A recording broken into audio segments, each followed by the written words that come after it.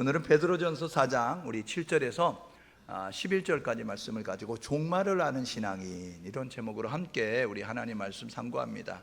우리가 주일마다 신구약 성경 66권을 시대를 통해서 이렇게 살펴보고 있어요. 구약 10시대, 신약 3시대로 나누어서 살펴보면서 우리가 성령 행전이라고 하는 사도행전을 통해서 바울이 1차, 2차, 3차 전도와 또 로마 감옥에 들어갔다가 4차 전도와 그리고 또 이제 2차로 감옥에 갇혀서 순교하는 그런 이제 바울의 행적을 따라서 우리가 살펴보게 됐어요. 그런 와중에 그럼 예루살렘 교회는 뭘 했을까? 예루살렘 교회도 하나님의 복음 전파하는 귀한 사역을 감당했는데, 그때에 그곳에 있었던 사람들 가운데서 베드로라고 하는 사람, 그리고 야고보라고 하는 사람, 유다라고 하는 사람, 그리고 이름은 알 수 없던 히브리인 가운데 어떤 사람, 그리고 이제 요한이라고 하는 사람, 이런 사람들이 썼던 일반 서신을 우리가 살펴보는 가운데 있지요. 그래서 오늘 이제 우리가 베드로전서를 살펴보게 되는 것입니다. 여러분, 모르는 것과 아는 것과 이해하는 것의 차이가 있습니다. 모르는 것은 지식이 없는 겁니다. 모르는 것은 정보가 없는 겁니다. 내가 몰라 라고 이야기할 땐 나는 그것에 대한 지식이 없어, 나는 그것에 대한 정보가 없어 라고 이렇게 말하는 거죠. 아는 것은 뭐냐면 그것에 대한 지식과 정보를 알고 있는 상태, 습득한 상태를 이야기하는 것입니다. 이해하는 것은 뭐냐면 아는 것으로 그쳐진 것이 아니라 그것이 손과 발을 움직여서 생활 속에 적용 실체될 때에 이해가 됐다라고 이렇게 말씀하게 되어지는 것이죠. 여러분, 기독교는요, 지식과 이론의 종교가 아닙니다. 기독교는 행동의 종교인 것입니다. 그러므로 우리 기독교는요, 말씀을 묵상하는 것에 그쳐지는 것이 아니라 묵상한 것을 적용 실천한 방향으로 나아갈 수 있도록 행하는 것이죠. 야고보서 2장 26절에 이렇게 말합니다. 야고보 사도가 이야기하기를, 야고보 사도는 믿음을 가진 성도들에게 쓴 생활 지침서가 야고보서 아닙니까? 거기에 보게 되니까 이렇게 말해요. 영혼 없는 몸이 죽은 것처럼 행동하지 않는 믿음은 죽은 것이다 라고 이렇게 말씀하고 있음을 우리가 보게 되는 것이죠. 그래서 모르는 것을 학습을 통해서, 교육을 통해서 우리가 정보와 지식을 이제 머릿속에 가두게 되어야 되는데, 담게 되어지는 그것에 머무르지 아니하고 손과 발을 움직여서 생활 속에 적용 실천하며 나아가게 되는 것입니다. 여러분, 마태복음에 보게 되어지니까 마태복음 7장 21절에 주여 주여 하는 자마다 천국 가는 것이 아니고 내 아버지의 뜻대로 행하는 자라야 천국 간다. 예수님이 이렇게 말씀하셨어요. 그런가 하면 마가복음 3장 35절에 예수님이 사역을 하는데 예수님의 어머니 마리아하고 예수님의 그 동생이었던 야고보, 유다, 그리고 요셉이라고 하는 형제들이 예수를 찾아왔어요. 사람들이 친절하게 예수에게 이렇게 말합니다. 예수여, 어머니가 왔습니다. 예수여, 형제들이 왔습니다. 이렇게 말하니까 마가복음 3장 35절에 뭐라고 이렇게 말합니다. 누가 내 어머니며 누가 나의 형제이고 모친인가, 자매인가, 이렇게 말하면서 아버지의 뜻대로 행하는 자라야 내 어머니이고 내 형제이고 내 자매다 라고 이야기하면서 말씀하셨어요. 하나님의 영적 가족이 되는 비결은, 하나님의 영적 자녀가 되는 비결은 말씀대로 행동할 때인 것입니다. 오늘 저와 여러분 모두가 머릿속으로, 이론으로 하나님은 그렇다라고 말하지 말고 손과 발을 움직여서 행동할 수 있는 우리 모두가 될 수 있기를 주님의 이름으로 축복합니다. 아멘. 사람은 두 종류의 종말을 맞이하게 되어져 있어요. 원하든 원하지 않든 두 종류의 종말이 우리 가운데 스멀스멀 다가오고 있다는 것입니다. 첫 번째 종말은 뭐냐면 예수님의 재림입니다. 예수님이 이 땅에 두 번 오시는데 초림해 주는 구원자로 오셨고 재림해 주는 심판주로 오십니다. 여러분, 초림해 주는 이루어진 사건이고 재림해 주는 이루어질 사건이었습니다. 그런데 분명한 것은 어제보다 오늘이 주의 재림이 가깝다는 것입니다. 그러므로 주의 재림을 사모하고 주의 재림을 갈망하고 주의 재림을 준비하면서 사는 우리 모두가 되어야 되는 것이죠. 그런가 하면 또 하나 이제 그러한 종말이 있습니다. 이거는 개인적인 종말이다라고 이야기하는데 사람들이 맞이하는 죽음인 것입니다. 돈 많은 재벌도 죽고요, 지식 많은 지식인도 죽고요, 건강하게 살리겠다고 체력을 달렸던 체육인도 죽고요, 그리고 권력을 추구하던 권력인도 다 죽습니다. 히브리서 9장 27절에 사람이 낳다 죽는 것은 정한 것이다. 그래서 이 세상에 있는 모든 사람들은 호흡하고 사는 모든 사람들은 원하든 원하지 않든 늙어서 죽든지 사고로 죽든지 병으로 죽든지 다 죽게 되어져 있다는 것입니다. 그런데 사람들은 이렇게 말하죠. 죽으면 끝이야. 그런데 성경은 그렇게 말한 적이 없습니다. 성경은 말하는데 이렇게 말해요. 뭐라고 이야기하면 사람이 낳다 죽는 건 정한 것이고 그 후에는 심판이 있다. 로마서 14장 10절, 로마서 14장 12절에 보니까 각 사람이 심판대 앞에 서리라. 그리고 각 사람이 행한 대로 하나님 앞에 직접 고하리라 라고 말씀하게 되어졌어요.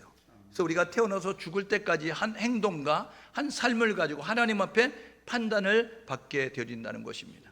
그러므로 우리가 이 세상을 살아가면서 우리의 존재 목적이 무엇인지를 알고 그 목적을 위해서 살아감이 우리 가운데 있어야 돼요. 하나님이 심혈기로 우리를 만드셨어요. 왜 만드셨을까요? 그것은 교제하기 위해서 만드셨어요. 이스라엘 백성 출애굽에서 뽑아내셨어요. 왜 뽑아내셨죠? 나를 찬송하도록, 나를 예배하도록 그렇게 이스라엘 백성들을 출애굽시키시는 것을 우리가 보게 되는 것이죠. 그러므로 우리는 이 세상을 살아가는 동안에 고린도전서 10장 31절에 그런즉 먹든지 마시든지 무엇을 하든지 하나님의 영광을 위하여 하라. 우리는 하나님의 영광을 위해서 살아야 될 존재가 된 것입니다. 그러므로 고린도전서 6장 20절에 보니까 너희는 값으로 산 것이 되었으니 너희 몸으로 하나님께 영광을 돌리라 라고 말씀하고 있습니다. 이사야서 43장 21절에 이렇게 말합니다. 뭐라고 하면 내가 나를 위해서 내 백성을 지었나니, 하나님께서 내가 나를 위해서 내 백성을 지었나니 나를 찬송하게 하려 합니다. 찬송이 뭐지요? 하나님을 인정하는 것입니다. 찬송이 뭐지요? 하나님을 고백하는 것입니다. 찬송이 뭐지요? 하나님을 기대하면서 부르는 것입니다. 그러므로 하나님이 하신 일을 기억하고 하나님이 하실 일을 기대하면서 하나님을 높이는 것이 찬송인 것입니다. 그러므로 우리의 입술에 찬양이 넘쳐나는, 찬양이 끊어지지 않는 우리 모두 될 수 있기를 주님의 이름으로 축복합니다. 여러분, 세상 사람은 이렇게 살아가지요. 목적을 잃어버린, 마치 이 키를 잃어버렸던 배가 표류하는 것과 마찬가지로 우리 이 죄인된 모습을 가지고 타락한 부패성을 가지고 살아가는 세상 사람들은 타락한 채 육체가 전부인 것처럼 육체의 쾌락을 쫓으면서 삶을 살고 있는 것입니다. 다 마지막까지 하나님이 동일한 말씀으로 불사르기 위해서 지금 남겨두고 있는데 마지막 심판은 불심판인 거 아시죠? 왜요? 하나님이 무지개를 띄우시면서 말씀하셨어요. 내가 다시는 물로 심판하지 않겠다. 이렇게 무지개 언약을 약속하신 그 하나님은 이 다시 오셔서 이 세상의 모든 것들을 다 불태웠어야 되버리는 거예요. 그러니까 이 세상의 것들은 다 태워질 것입니다. 그러므로 저와 여러분 모두가 태워지지 않을 점검과 같은 믿음을 지키기 위해서 노력하는 우리 모두 될 수 있기를 주님의 이름으로 축복합니다. 주님이 말씀하시죠. 마지막 때의 믿음을 보겠느냐. 믿음은 교회의 전유물입니다. 믿음은 성도들의 전유물이라고요. 그런데 교회가 믿음이 없어졌어요. 여러분, 성도들이 믿음이 없어졌다고요. 그래서 척하고 사는 거잖아요. 여러분, 있는 척하고 이제 잘난 척하고 여러분 건강한 척하고 사는 모습을 갖습니다. 하나님 앞엔 다 드러날 수밖에 없어요. 그래서 고린도서 13장 5절에 보니까 너희가 믿음 안에 있는가 점검하고 확증하라. 날마다 점검하고 확증해야 돼요. 그것이 없다면 너희는 버리운 자니라. 저와 여러분 모두가 날마다 믿음을 점검하셔서 하나님 앞에 인정받아서 믿음 생활할 수 있기를 주님의 이름으로 축복합니다. 세상 사람들의 특징은 뭐냐면요, 하나님을 잊어버렸어요. 하나님을 무시해요. 하나님을 대적합니다. 그러니까 하나님을 예배하지 않아요. 하나님을 예배하지 아니하고 하나님 자리에 자신을 지켜줄 만한 물질이나 권력이나 지식이나 이런 것들을 갖다 놓고 그것을 의지하면서 살게 되어지는 것입니다. 여러분, 세상 사람의 특징 두 번째는 뭔지 아세요? 자신들의 경험과 지식과 상식을 따라 살아가는 것입니다. 하나님은요, 우리에게 말씀을 주셨어요. 말씀은 삶의 내비게이션입니다. 말씀은 인생의 나침판이라고요. 삶의 지도라고요. 그러니까 이 지도를 따라, 나침판을 따라, 내비게이션을 따라 우리가 가갈 때에 헤매이지 않고 돌아가지 않고 지름길로 나아가는, 바른 길로 나아가는, 생명으로 나아가는 그런 삶이 되어질 수 있는데, 세상의 사람들은 경험에 의존하고 지식에 의존하고 상식에 의존하는 모습 가지고 삶을 살게 되죠. 그래서 그들은 눈에 보이는 사람을 의식하며 삽니다. 믿음의 사람은 눈에 보이는 사람을 의식하지 않아요. 믿음의 사람은 눈에 보이냐 하지 않으면 24시간 불꽃 같은 눈으로 살피시는 하나님 앞에 코람대의 의식을 가지고 하나님을 의식하며 삽니다. 사도행전 4장 29절에, 사도행전 5장 29절에, 갈라디아서 1장 10절에 보십시오. 베드로가 이렇게 말했어요. 뭐라고 얘기하면, 베드로는 갈릴리 그 바닷가 출신이잖아요. 근데 베드로를 불렀던 사람들은 그 당시에 많은 권력을 가지고 있었던 서기관들과 바리새인들과 이 관원들, 사내들인 공의원에 그 사람들이 불러가지고 예수의 이름을 말하지 마, 예수를 전파하지 마, 이렇게 협박했어요. 그런데 그 베드로가 성령을 받기 전에는 그 말을 들었을 겁니다. 그런데 성령을 받고 교회의 수장이 돼서 이 복음을 전하는 자가 되었을 때 예수의 이름으로 말하지 마, 예수를 전하지 마, 이렇게 말했을 때 그가 이렇게 말합니다. 하나님 앞에서 너희 말을 듣는 것이 옳은지, 하나님 말씀을 듣는 것이 옳은지 판단해봐라. 나는 내가 보고 듣고 예수를 말하지 아니할 수 없다. 나를 때려, 나를 죽여, 나를 옥에 가도 나는 그래도 예수만 말할 거야. 이렇게 말해요. 갈라디아서 1장 10절에 바울이 갈라디아 교회 편지 썼어요. 뭐라고 해요? 이렇게 말합니다. 내가 사람을 기쁘게 하랴, 하나님을 기쁘게 하랴. 내가 사람을 기쁘게 하면 그리스도의 종이 아니다. 오늘 저와 여러분 모두가 하나님을 기쁘게 하는 교회, 하나님을 기쁘게 하는 성도가 되기 위해서 노력할 수 있기를 주님의 이름으로 축복합니다. 여러분, 우리는 하나님의 말씀이 기준이 돼서 살아가는 모습을 가려야 돼요. 말씀이 그렇다면 그런 것입니다. 말씀이 아니라면 아닌 것입니다. 말씀이 맞다면 맞는 거예요. 저와 여러분 모두가 이 민주주의 다수결의 원칙에 따라서 따라갈 것이 아니라 하나님의 말씀에 비추어서, 말씀이 그러면 말씀을 쫓아가시고, 말씀이 그렇다면 말씀대로 행동하시는 우리 모두 될 수 있기를 주님의 이름으로 축복합니다. 세 번째로, 세상 사람 특징이 뭐예요? 자기만을 위해서 산다고요. 철저한 개인주의, 철저한 이기주의, 철저한 세속주의로 육체만을 위한 그런 모습 가지고 살면 삽니다. 예수를 만나면 바뀌죠. 자기를 내려놓습니다. 예수를 만나면 예수와 복음을 위해서, 그리고 이웃을 위해서 사는 거예요. 지금도 낙도에서 여러분 사역하는 목회자들 보십시오. 지금도 저 오지에서 여러분 언어가 다르고 문화가 다르고 생활 습관 다르고 기후가 다르고 여러분 모든 생활들이 미비한 가운데 있어서 불편할 수밖에 없지만, 여러분 그곳에 가서 복음 전하는 선교사들과 주의종들을 기억하십시오. 그들은요, 예수를 만났더니 복음의 능력을 느끼게 되어지고 누리게 되어졌는데, 이 복음의 능력을 모르는 사람들에게 복음을 전하기 위해서 자신의 모든 것들을 내려놓는 것입니다. 예수 믿는 사람은 자신의 것을 내려놓는 거예요. 여러분, 여러분의 것을 내려놓을 수 있는 성도들이 될 수 있기를 주님의 이름으로 축복합니다. 갈라디아서 6장 17절에 이렇게 말하죠. 내가 나를 괴롭게 하지 마라. 내가 내 몸에 예수의 흔적을 가졌노라. 여러분, 예수 믿으면서 여러분 자랑스럽게 있는 예수 상처가 있으십니까? 예수 때문에 받는 고난이 있어요? 예수 때문에 담은 여러분이 손해가 있냐고요? 예수 때문에, 복음 때문에, 내가 하나님을 믿는 사람이기 때문에 내가 세상에서 양보하고 희생하고 헌신하고 수고해서 그래서 받은 상처가 있냐고요? 자랑스러운 상처라고요. 오늘 저와 여러분 모두가 예수의 흔적을 여러분의 몸에 지닐 수 있는, 여러분의 삶 속에 지닐 수 있는 우리 모두 될 수 있기를 주님의 이름으로 축복합니다. 베드로는요, 예수님의 수제자지요. 12명의 제자 가운데 으뜸된다라고 이야기할 수 있어요. 갈릴리 그 호수 근처에 있는 베세다 그 출신이고요. 그의 아버지는 요한이죠. 그래서 우리가 복음성가 가운데 요한의 아들 시모나 이렇게 이야기합니다. 아버지가 요한이에요. 그의 이제 형제는 안드레. 그래서 베드로와 안드레, 야고보, 요한은 사촌지간이면서 형제였다는 것을 우리가 성경을 통해서 알잖아요. 여러분, 그는요 예수님께 책망도 듣지만 예수님께 칭찬도 듣는 모습을 가졌어요. 마태복음 16장에 가이사랴 빌립보 지방에서 내가 누구야? 물어봤을 때 주는 그리스도시요 살아계신 하나님의 아들. 100점짜리 여러분 대답함으로 말미암아 바요나 시모나 내가 복이 있도다 칭찬 들었습니다. 얼마 지나지 않아서 예루살렘으로 가자, 체포당해서 죽을 거야, 이렇게 말했을 때 예수님 절대로 그런 일 나타나지 않습니다. 제가 지켜드릴게요 이야기했더니 예수님이 이렇게 말씀하셨어요. 뭐라고요? 사탄아 내 뒤로 물러가라. 너는 하나님의 일을 생각지 아니하고 사람의 일을 생각하는도다. 여러분, 예수가 십자가에 달려 죽지 않도록 제자가 지켜주겠다고 하는데 예수님은 그 베드로를 향해서 사탄이라고 말했다고요.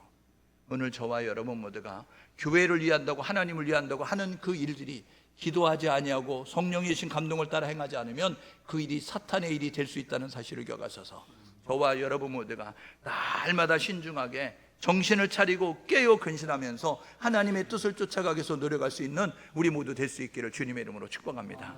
그는요 초대교회 지도자가 됐어요.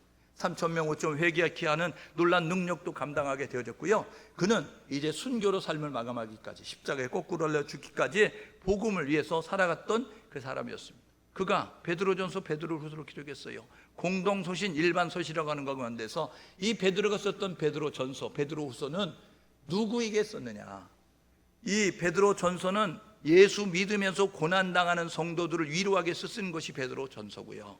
베드로후서는 교회 안에 들어와서 한 번 구원은 영원한 구원이니까 이제 거짓 교사들이 가르침을 따라서 타락한 부패성대로 사는, 도덕적 윤리적으로 여러분 그렇게 이제 그 잘못된 삶을 살아가는 성도들을 권면하게 쓴 것이 베드로후서다라고 이렇게 말씀하게 되는 거예요. 그래서 베드로전서는 종말에 대해서, 베드로서는 예수의 재림에 대해서 말씀하면서 지금 우리가 고난 가운데 소망을 갖고 믿음 생활 잘하는 모습으로 나아가야 된다라고 이야기하죠. 오늘 베드로전서 4장 7절에서 11절을 읽었습니다. 여기에 보니까 종말을 아는 성도가 이렇게 살아야 된다는 것입니다. 여러분, 종말이 있어요. 여러분 종말을 알잖아요. 근데 종말 있다는 사실을 알면서 준비 못하는 사람들이 있는데, 저와 여러분 모두는 종말을 아는 성도로 머무르지 말고 종말을 아는 성도에서 종말을 준비하는 성도가 될 수 있기를 주님의 이름으로 축복합니다. 어떻게 살아야 될까? 오늘 7절에 보니까 만물의 마지막에 가까웠으니 그러므로 정신을 차려라 이야기하는, 이게 뭐냐면 분별하라 이렇게 이야기하는 거예요. 마지막 때가 되면 다 졸며 잡니다. 예? 눈을 뜨세요. 그리고 저를 보세요. 예? 여러분, 그리고 집중해서 하나님 말씀 들으십시오. 왜요? 여러분 마지막이 되면요 다 졸며 잡니다. 주님께서 뭐라 그래요? 여러분 마태복음 25장에 열천의 비유 이야기할 때 기름과 등을 준비한, 기름만 준비한 이 열천을 비유하면서 다 졸며 잡니다. 신랑이 도디 오니까 다 졸며 잔다고요. 지금 모든 교회가 다 졸며 자는 거 아니에요? 모든 성도가 다 졸며 자는 거 아니에요? 그래서 예수님 뭐라 그래요? 시험에 들지 않게 깨어있어 기도하라 라고 말씀하고 있는 거예요. 종말을 아는, 종말을 준비하는 성도는 깨어서 기도하는 성도인 것입니다. 저와 여러분 모두가 기도를 멈추지 않는, 기도를 중단하지 않는 우리 모두 될 수 있기를 주님의 이름으로 축복합니다.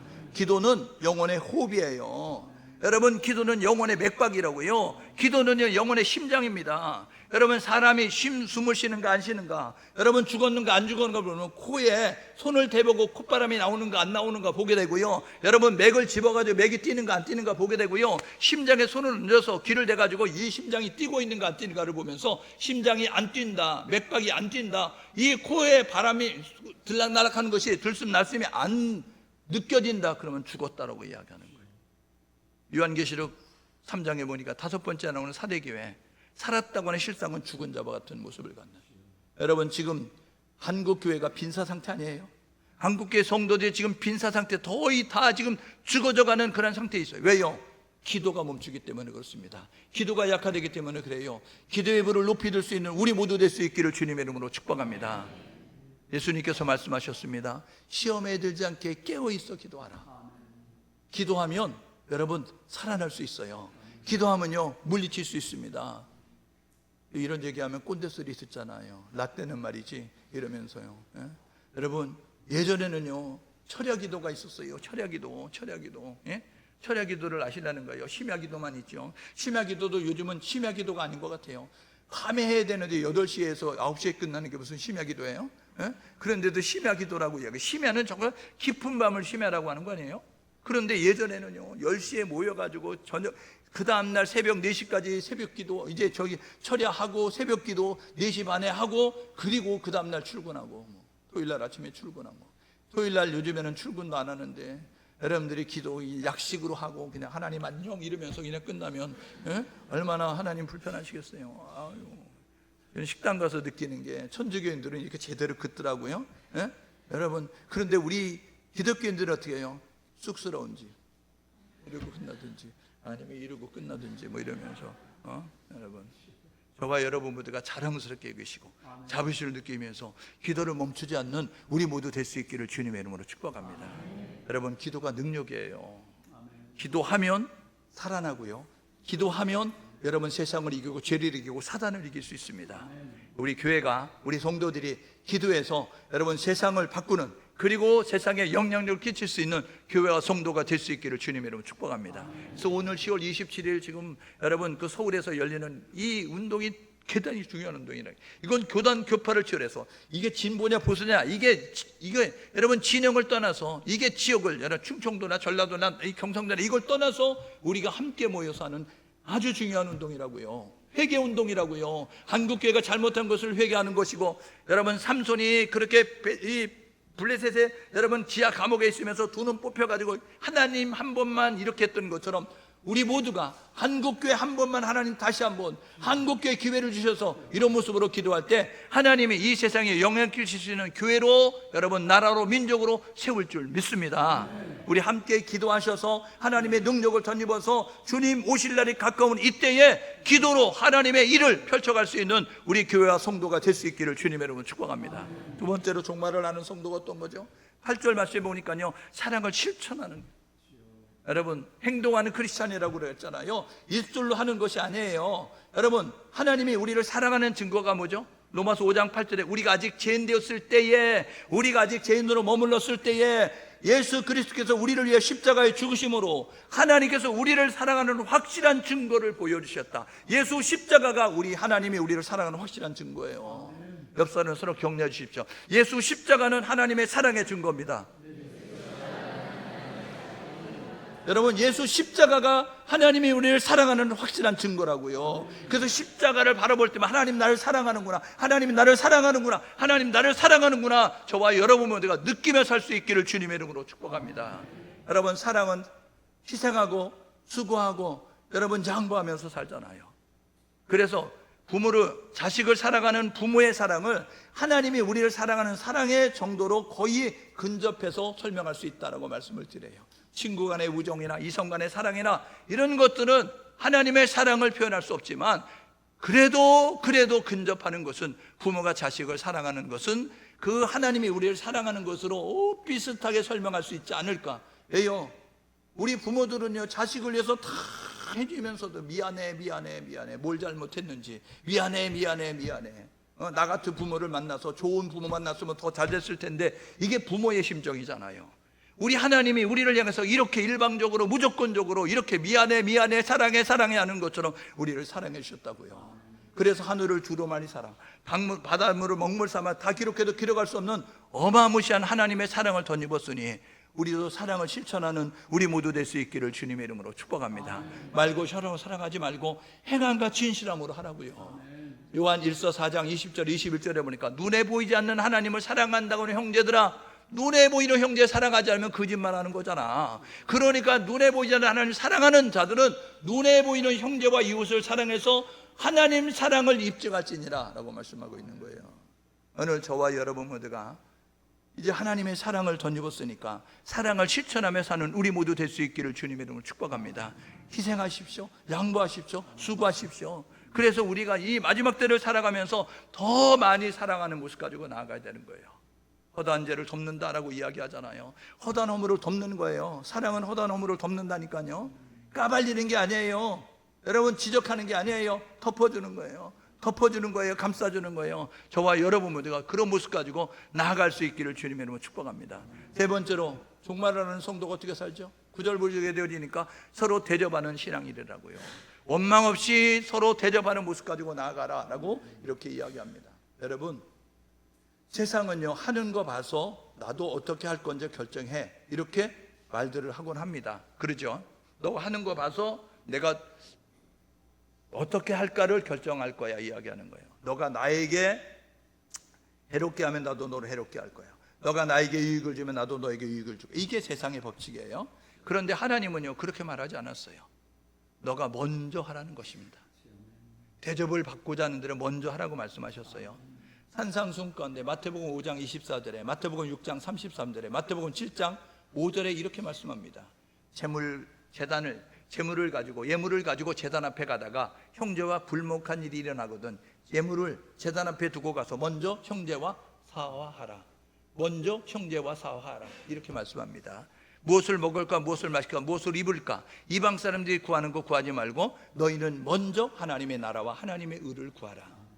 여러분 남의 눈 속에 티를 보면서 너 이런 단점이 있어, 너 이런 결점이 있어, 너 이런 연약함이 있어, 이렇게 지적질하지 말고 너 먼저 내 눈 속에 들보를 빼라 이야기하는 거예요. 내가 더 많은 단점이 있다는 거예요. 내가 더 많은 약점이 있다는 것입니다. 그러므로 나 자신 먼저 살피고 그리고 이웃을 돌아보는 모습 가지고 먼저 행하기를 원하는 것입니다. 종말을 아는 성도는요, 먼저 행하는 것입니다.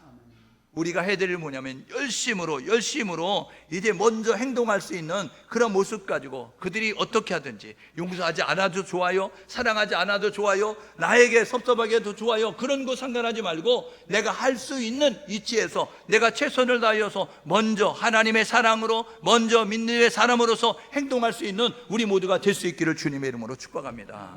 그러면 세상은 밝아질 거예요. 그러면 세상은 맑아질 거라고요. 그러면 세상은 아름다워질 거라고요. 우리 모두가 그런 모습 가지고 삶을 살아야 되겠죠. 네 번째 해야 될 일은 10절에 있습니다. 여러분, 종말을 아는 성도는 어떻게 사느냐면요, 사명을 감당하는 것입니다. 오늘 10절에 뭐라 그래요? 하나님의 은혜로 너희들에게 이제 재능을 맡겨주셨다는 거예요. 그러니까 너희들에게 주신 그 재능을 따라서 너희들이 이를 감당하며 나아가야 된다라고 말씀하고 있는 것이죠. 여러분, 마태복음 25장의 달란트 비유를 통해서 여러분 기억해 보십시오. 한 주인이 먼 길을 가면서 종들을 불렀어요. 그리고 그들에게 5달란트, 2달란트, 1달란트 줬습니다. 요즘 같으면요, 여러분 악덕업주 물러가라 그러면 으쌰으쌰 하면서 여러분 난리 났을 거예요. 사람 밑에 사람 없고 사람 위에 사람 없는데 야, 똑같은데 왜 5개 주고 2개 주고 1개 주고 이렇게 이야기한다고요. 잘 보십시오. 거기 뭐라고 이야기해요? 재능대로, 그 사람의 역량대로, 그 사람의 여러분 그릇의 분량대로 준 거라고요. 여러분 2개만을 할 수밖에 없는 사람에게 5개 주면요, 머리 깨지는 거예요. 머리 돌아버린다고요. 2개 할 수 있는 사람은 2개 맡기는 게 공평한 거죠. 1개 할 수 있는 사람이 1개 맡기는 것이 공평한 거죠. 5개 할 수 있는 사람이 5개 맡기는 게 공평한 거라고요. 나를 만드신 하나님이 나를 더 잘하시겠죠. 그러므로 저와 여러분 모두가 이제 우리가 할 수 있는 것을 우리가 있는 위치에서 최선을 다하면 되는 거예요. 하나님이 언제 최고를 원하셨어요? 하나님은 우리에게 최선을 원하셨어요. 그렇죠? 여러분, 그래서 과부가 두랩돈 드렸는데 뭐라 그래요? 이 여자가 가장 많이 넣었어. 그러니까요, 여러분, 그 오병이어 때도 이야기하잖아요. 빌립이 200데나리온의 떡이 있어야 되는데 계산할 줄 몰라서 예수님이 그렇게 말씀했겠어요? 이 가난한 과부가 가장 많이 넣었도다 이야기했더니 제자들이 아닙니다, 아닙니다. 저기 돈다발 넣는 사람이 있어요. 저기 수표 넣는 사람이 있어요. 저기 지폐 넣는 사람이 있어요. 동전 2개 넣었다고 이 여자는 아주 친절하게 알려줍니다. 그런데 예수님 뭐라고 해요? 그 사람들은 여유가 있는 가운데 넉넉한 건데 일부를 드린 거고, 이 가난한 가부는 생활비 전부를 넣었다. 여러분, 최선을 다하니까 가장 많이 넣었다고 인정하는 것입니다. 이게 복음이에요.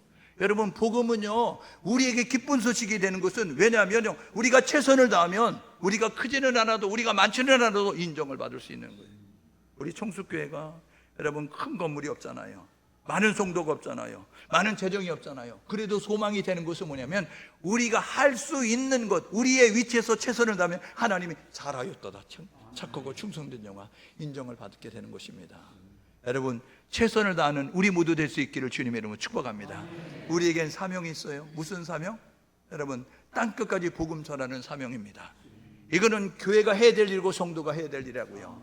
이거는요, 때를 얻든지 못 얻든지 힘써야 될 일이고, 온 천하에 되면 만민에게 복음 전파라 주님 말씀하셨으니까 우리 모두가 최선을 다하여서 복음을 전하는 예수 그리스도 말할 수 있는 우리 모두 될 수 있기를 주님의 이름으로 축복합니다. 직장에 가서 예수 그리스도, 학교에 가서 예수 그리스도, 우리 지역사회에 가서 예수 그리스도, 우리 가정에서 예수 그리스도, 만나는 사람들 예수 그리스도 말하는 우리 모두가 되어질 때에 듣든지 아니 듣든지, 여러분, 우리가 복음을 전하면 마가복음 16장 이제 16절에 보니까 듣고 믿는 자는 구원받을 것이고 믿지 않는 자는 정죄받으리니 믿고 안 믿고는 그들의 선택할 것이고, 우리가 해야 될 뭐냐면 예수 그리스도 외치는 것입니다. 한번 따라해 보실래요? 예수 그리스도, 예수 그리스도, 예수 그리스도. 저와 여러분 모두가, 그래서 우리는요, 우리 제자훈련 하시는 분들에게 그 얘기해요. 숙제가 있습니다.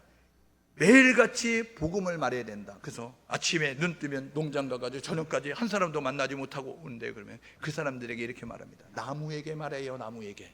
나무도 예수 믿어야 된다고 얘기하고, 흘러가는 구름을 보고 하늘을 보고 예수 그리스도라고 외치라고 이야기해요. 예? 여러분 젖먹이들도 아기를 말귀를 못 알아듣는 젖먹이들도 여러분 그들에게도 예수 그리스도 예수 믿으면 행복하다, 예수 믿으면 좋단다, 예수 믿으면 천국 간다. 여러분들이 그렇게 말할 수 있는 우리 모두가 될 수 있기를 주님으로 축복합니다. 예수의 사람들은요 예수로 꽉 차 있어야 돼요. 예수로 충만해야 돼요. 그래서 어디를 찔러도 예수가 나와야 된다고요. 그런데요 예수가 충만하지 않으니까 찔리면 뭐라 그래? 아파 이러면서요 우리의 인간의 소리 내는 거잖아요. 오늘 저와 여러분 모두가 최선을 다하여 복음을 전할 수 있는 우리 모두 될 수 있기를 주님의 이름으로 축복합니다. 여러분 이렇게 결단하고 사십시다. 우리는요 삶의 목표를 분명히 하고 사는 자가 되야 되는 거죠. 예? 아침에 일어났는데 갈 데가 없는 사람처럼 살면 안 되잖아요. 아침에 일어났는데 해야 할 일 없는 사람처럼 살면 안 되잖아요. 우리에겐 사명이 있다니까요. 디모데전서 4장 5절에 보니까 모든 사람이 구원받기를 원하시고 모든 사람이 진리를 아는 데 이르는 것이 하나님의 소원입니다. 하나님의 소원은 예수 믿고 구원받는 것이 이제 이루어지기를 원한다는 사실을 기억하셔서 우리 모두 예수를 전달하기 위해서 노력하시되 기도의 자리에 나아가시고 그리고 삶의 현장에서 사랑을 실천하시고 그리고 남이 하기 전에 먼저 내가 하겠다는 그런 우선순위의 그런 삶의 방식을 가지고 삶을 사시고 최선을 다하여서 사명을 감당할 수 있는 우리 모두 될 수 있기를 주님의 이름으로 축복합니다. 저는 함께 마음을 모두 기도하는데 이렇게 기도하면 좋겠습니다. 하나님, 우리를 하나님의 자녀 삼아주셔서 감사합니다. 나를 택하시는 것은 내가 잘났기 때문이 아니라 하나님의 일방적인 사랑과 은혜였는데 하나님 내가 그 사랑과 은혜를 던져봤는데 내가 무엇을 하고 있습니까? 하나님 제가 하나님의 자녀로서 이제는 종말이 다가오는데 종말을 알고 있는데 종말을 준비하며 살고 있는데 종말을 모르는 사람들에게 종말을 하나님 준비하는 이제 사람이 되라고 힘써 외칠 수 있는 우리 모두가 되게 도와주십시오. 함께 마음을 모아서 우리 하나님 앞에 기도로 나아가겠습니다.